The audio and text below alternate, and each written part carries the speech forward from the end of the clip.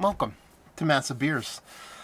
My name is Matt. We do the beer stuffs here, well, and other places too, not just this room, but you get it. Excited for today. A little bit of Jester King up in his piece. Not just Jester King, though. Jester King and the Kernel. Yeah, in collaboration with the Kernel. Euro beer. I've been chopping at the bit to try some Kernel stuff. I see a lot of the UK folk, the Euro folk, drink some other stuff. So when I saw this on the shelf for a relatively decent price point, figured might as well drop on it. Now, little caveat here. I don't know what's going on with me and mixed cultured beers. There's this weird allergy I have. I haven't developed it until later in life, and it is triggered by either like a Christmas spice, like an allspice. I think I got that one narrowed down.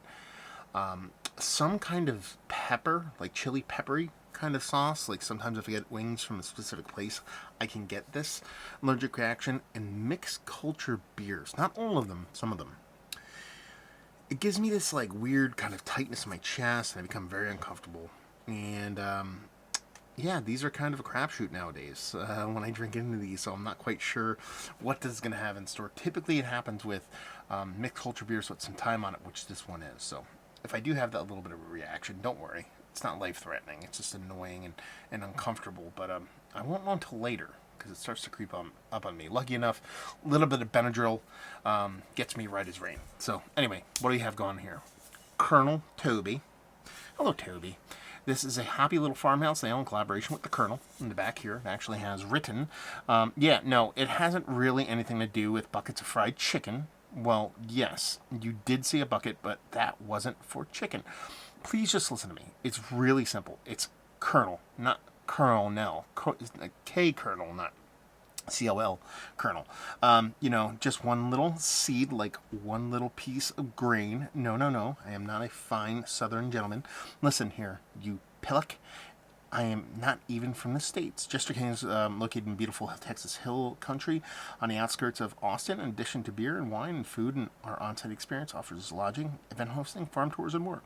This is batch number 4. It comes from December 2021. So we are in January 2023, so about a year on it. Let's find ourselves a bottle opener. I know I have one floating around there. There's one right there. And we will see what this has to offer. 3.5%, like I said. Very low ABV. Not sure if that really has anything to do with anything other than me keeping track of my weird allergy status. Yeah, I don't know what's up with the allergy. I actually cracked a bottle from a local brewery that I've had before, and this is why I say it comes with aged beers. I cracked a mixed culture oak aged beer that I reviewed. I thought was fantastic. Picked up a bottle about a year later, actually over the past week, and cracked it, and that thing set me off something fierce. So you got a bike with a UK dude and spotted bicycle shirt bucket. I don't say a bucket. No. Anyway, I like it. I've actually always loved this kind of Jester King. Their labels kind of wrap around in meat. This one was kind of put on kind of shittily, but I dig that. So as far as this beer looks, it looks the part of a soft little farmhouse ale. That's what we're dealing with here. We're mixed culture, low ABV, a little hoppiness. Now you're talking about a year old. Hops might not be there. We'll see what's what. Let's get a nose. Yeah, it really leans like heavily a Brett C thing for me here.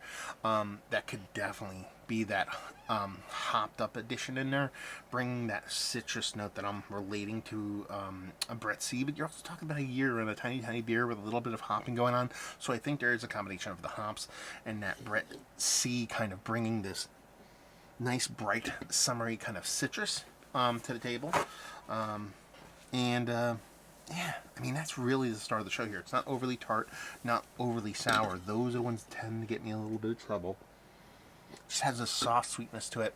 A little bit of, hay-like kind of combination Pilsner malty, just low ABV, super crusher, summer, bright citrus, farmhousey fun. Let's dive in. Cheers, all.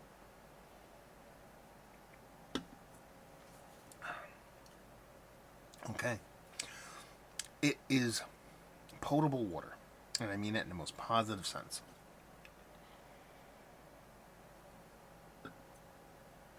Why is this not cold? Is my fridge messing up? My fridge says 55.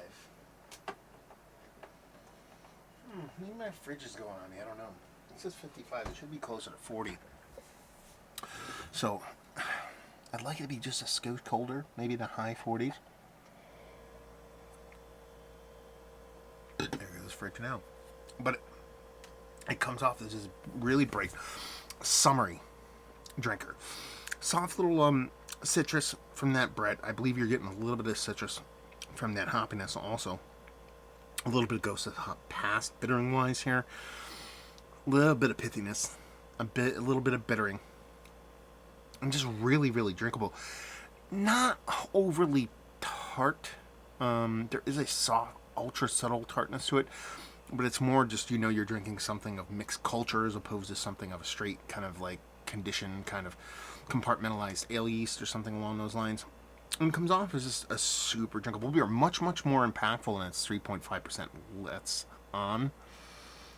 Yeah, I think this is quite tasty. 17, what will I pay for this? $15.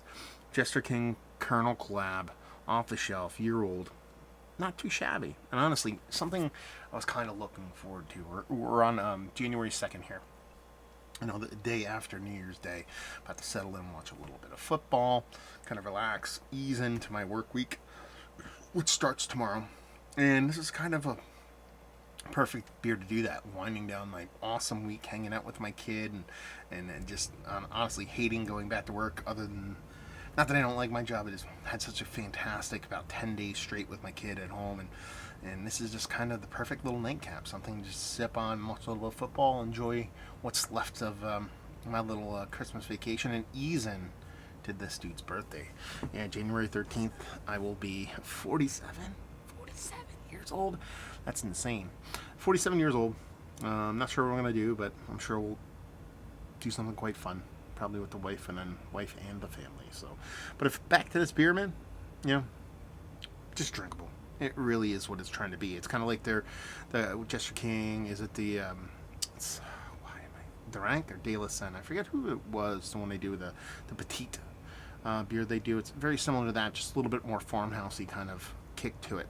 In a very fun way, and a super drinkable beer, and something I'm going to enjoy throughout the night.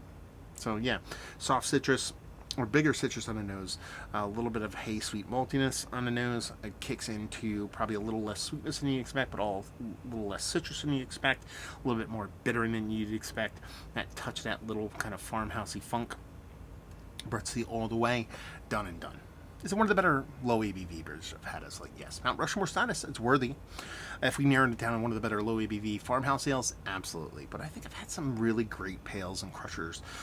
More specifically, the what's that one I had the other day? The Pilsner from Anchorage was quite fantastic. Price point on that was bonkers. Single can or 4-pack was more expensive than this $7.50. I know, kind of doesn't equate liquid wise, but $7.50s have their own kind of mindset when it comes to price. Anyway. It's worthy, it's tasty, it's very crushable, and I'm kind of curious to see where this one lands as far as batches go. Let's talk about that. Have you had this beer? Have you had this particular batch? Have you had other batches? How has it drank for you? More specifically, even further down the line, have you had it aged? Kind of curious to see where you say, this one's gone for y'all. Been to the brewery, hang out with stuffings, I don't know. Let me know. Let me know down there. Hopefully you guys enjoyed the review. Hopefully see you next time. Cheers, y'all.